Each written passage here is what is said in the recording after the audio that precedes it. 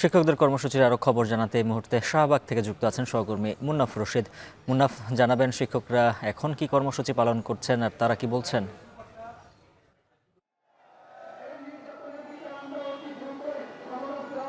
উজ্জ্বল, মূলত তাদের কর্মসূচি চালিয়ে যাওয়ার ঘোষণা তারা আগেই দিয়েছিলেন এবং সেই কর্মসূচি তারা এখন পর্যন্ত চালিয়ে যাচ্ছেন। এই যে শাহবাগের ঠিক একটু আগে যে ঢাকা বিশ্ববিদ্যালয়ের চারুকলা বিভাগ আছে, সেই চারুকলা অনুষদের ঠিক সামনের রাস্তাটিতে তারা অবস্থান কর্মসূচি চালিয়ে যাচ্ছেন এবং তারা রাতভর এখানে থাকবে। তাদের দাবি আদায় না হওয়া পর্যন্ত তারা কিন্তু সেখানে থাকবে, অবস্থান করবেন বলে তারা জানিয়েছেন।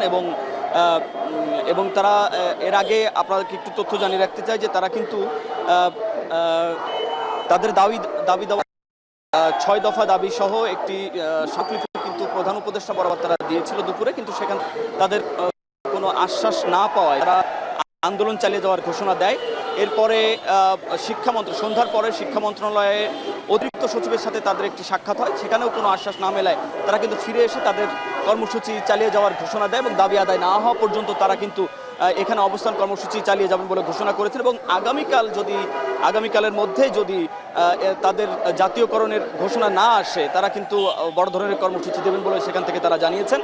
এবং সন্ধ্যার পরে ইনকিলাব মঞ্চ সহ ঢাকা বিশ্ববিদ্যালয়ের সাধারণ শিক্ষার্থীদের একটি অংশ তাদের এই মিছিলের সাথে, তাদের এই আন্দোলনের সাথে একাত্মতা ঘোষণা করেন। এবং আমরা দেখেছি যে কিছুক্ষণ আগে এখনও একটি মশাল মিছিল এখানে অবস্থান করছে।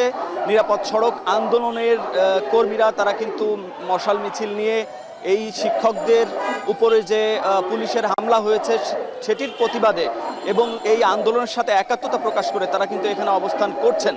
এবং এর আগেও দেখেছিলাম ঢাকা বিশ্ববিদ্যালয়ের শিক্ষার্থী এবং শিক্ষার্থীদের একটি অংশ এখানে কিন্তু তাদের সাথে অংশগ্রহণ করে আন্দোলনে এবং তাদের সাথে একাত্মতা প্রকাশ করে। আপনাদের তো জানিয়ে রাখতে চাই যে এই শিক্ষকদের বেশ কয়েকটি দাবি রয়েছে, 6 দফা দাবি রয়েছে এবং তাদের দাবির মধ্যে যে 2008 সালে তাদের নিবন্ধন বাতিল করে দেওয়া হয়েছিল সেটি প্রত্যাহার করা, তাদের জাতীয়করণ করা এবং প্রাথমিক বিদ্যালয়ের মতো তাদের অফিস সহকারী সহ তাদের জন্য আলাদা নীতিমালা প্রণয়ন সহ 6 দফা দাবি তারা বিভিন্ন সময় নিয়ে আসছেন।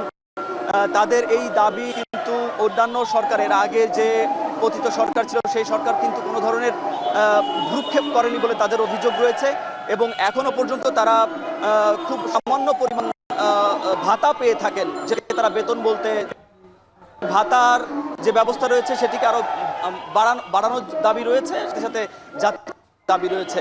তো তার কর্মসূচি এখনো পর্যন্ত রয়েছে, দাবি আদায় না হওয়া পর্যন্ত তারা এখানে অবস্থান কর্মসূচি চালিয়ে যাবে। ইবতেদায়ী শিক্ষার্থীদের কর্মসূচির বিষয়ে বিস্তারিত জানাচ্ছিলেন সহকর্মী মুন্নাফ রশিদ।